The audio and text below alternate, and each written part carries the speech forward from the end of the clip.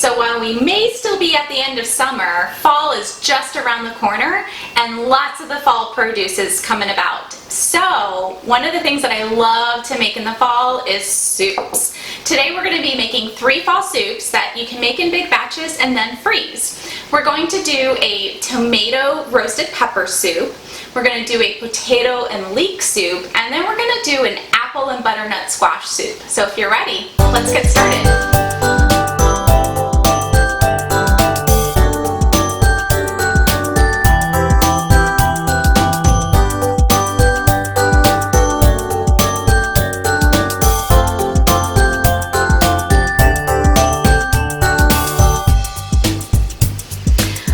This next soup, we're going to make a roasted red pepper and tomato soup. I love this soup because you can make it 1,000 different ways. To start off with, I took my peppers, I cut them in half and just scooped out the seeds, and then I put it on my baking dish. Add a little bit of olive oil here. This is a part you can get the kids involved. Let them rub this olive oil all over the peppers here. I did put a little extra than I wanted to, but that's okay. Here you can see I am cutting the tomatoes in half, and I'm removing the core of the tomato here. That part gets a little hard and sometimes doesn't blend up as well and can change the texture. So you can see in this pepper or tomato, it's a little bit bigger, so just cut that off. Now the onions here, because it's going in the tomato soup and it's all going to be blended up and I'm broiling all of this, I just cut it in half. I didn't bother cutting it into chunks or anything like that, but whatever is easiest for you. I find cutting it in half keeps the onion together a little bit better. Now here I wanted to roast the garlic, and I find just cutting the top off the garlic, adding a little bit of olive oil again, just not even a teaspoon. Put it in some aluminum foil and making an aluminum pouch. Now here I have my tomatoes, doing the same thing I did with the peppers, and rub that all over, and then I'm going to add my garlic here. So then this will be ready to go in the broiler. Now, here I'm turning the broiler on and I'm putting the peppers in. I actually put the peppers in so that they could cook, and while they were cooking, I prepped the tomatoes and the onions and garlic. Here I am going to remove the skins, so put them in a bowl, wrap it in some saran wrap, and then the skins come right off. I'm doing the same thing here with the tomatoes and the onions. You definitely do not need to remove the skins here. I just took the extra step this time to show you that you don't need to put it in a bowl with a saran wrap. The saran wrap for the tomato or for the peppers definitely helps. And here there was a bunch of juices. I'm adding the stock. This today was vegetable stock, but you can use chicken stock. And then I'm adding the tomatoes and the onions. There was a lot of juice, so depending on how much juice from cooking, you can decide how much stock. Put less stock in, it's always easy to add it back in. So I have my peppers. Here I have some smoked paprika. And I wanted to show you here for herbs, you can also use scissors to cut them, so you don't have to use a knife. So I added some parsley, and this is some oregano. And once that cooked up for at least 10-15 minutes, I'm using my immersion blender here. Again, you can use a regular blender, just you'll want to do it in batches. So blend that up, and I did not need extra stock for this one. And once it was all blended, it was good to go. At this point I realized I forgot to add my garlic, so I added that and then blended that up. And I had some lovely tomato soup. I added some fresh basil to it. Potato or potato? Let's not call the whole thing off and let's make some potato leek soup. To start off with, we want to start with the leeks because it takes a little bit of time to clean them.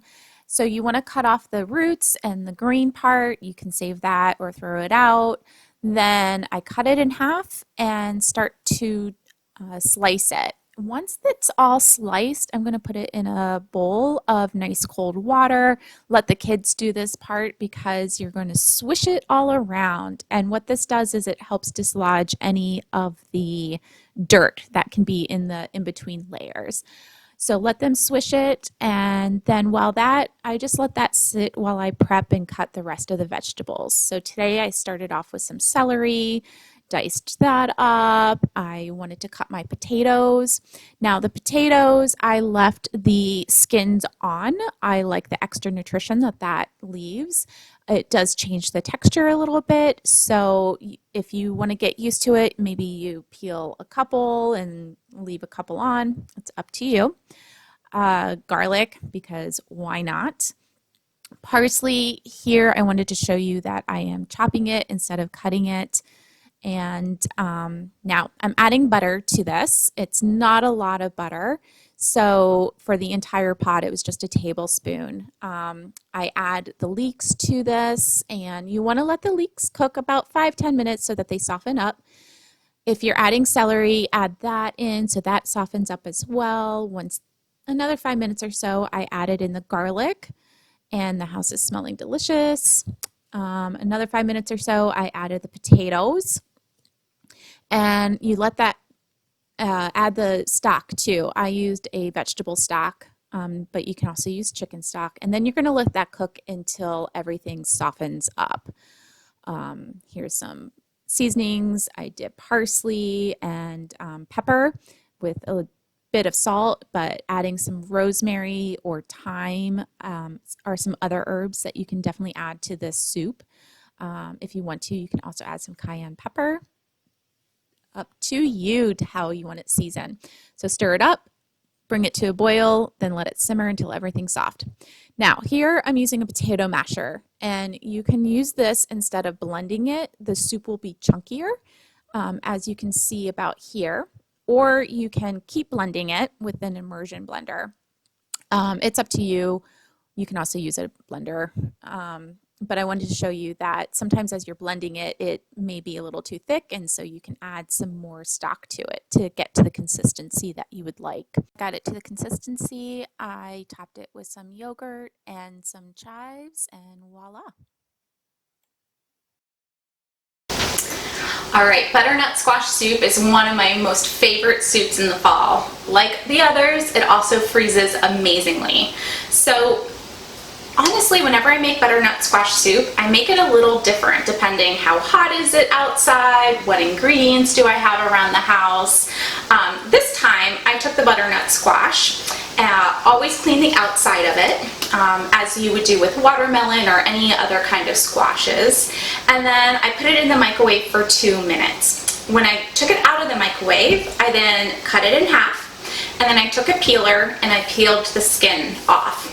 Then I was able to dice the butternut squash, so that way I didn't have to heat up my oven and heat up the house.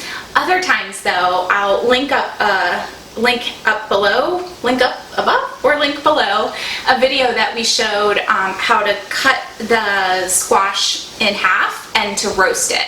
Now roasting the butternut squash will make it a little bit sweeter, so it caramelizes some of the natural sugars in it. But either way works fine. The other thing you can do is also, if you do have an Insta pot or something like that, you can cook it in that. Or you can make all of the soups in a crock pot. Since apples are in season right now, I decided to add some apples to this soup, which adds a little bit of extra sweetness to the soup. I peeled the apple and then diced it, and then I will throw this into the soup.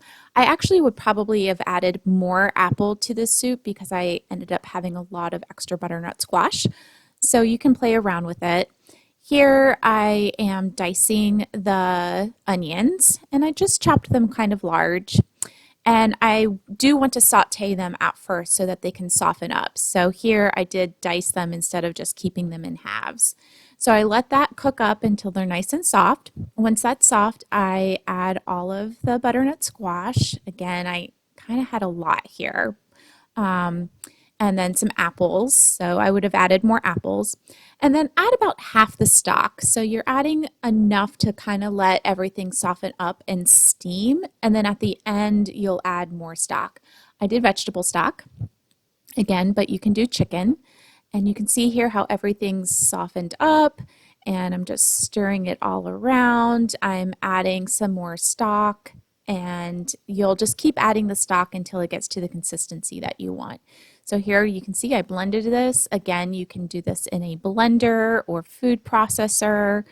And then I'm going to add my seasonings here to it. And this time around, I wanted to add some nutmeg. I did add a little bit of cayenne pepper, but not so much that it made it super spicy. Pepper and some salt. And after I tasted this at the very end, it's not in the video here, I thought that it needed a little bit more brightness. So I did add a little bit of apple cider vinegar.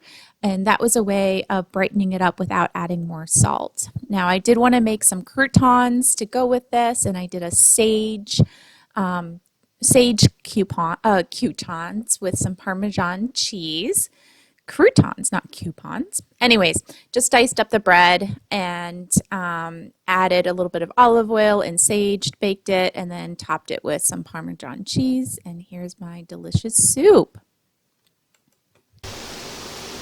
Okay, we have 3 delicious soups for you to try. This is the butternut squash apple soup with the sage croutons.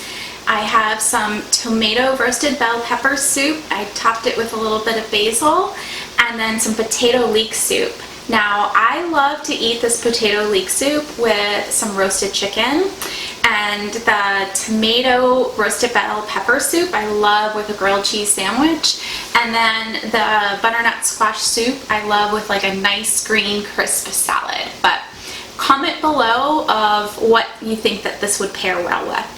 And what are some of your other fall favorite soups? I love a roasted cauliflower soup, and comment below or like this video if you would like to see a video on how to make that. Enjoy!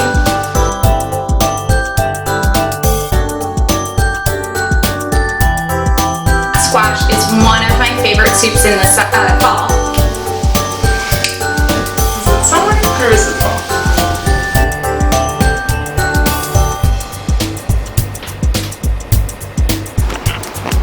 I could probably be really out of focus right now, but wanted to give you a quick look at behind the scenes of the overhead filming.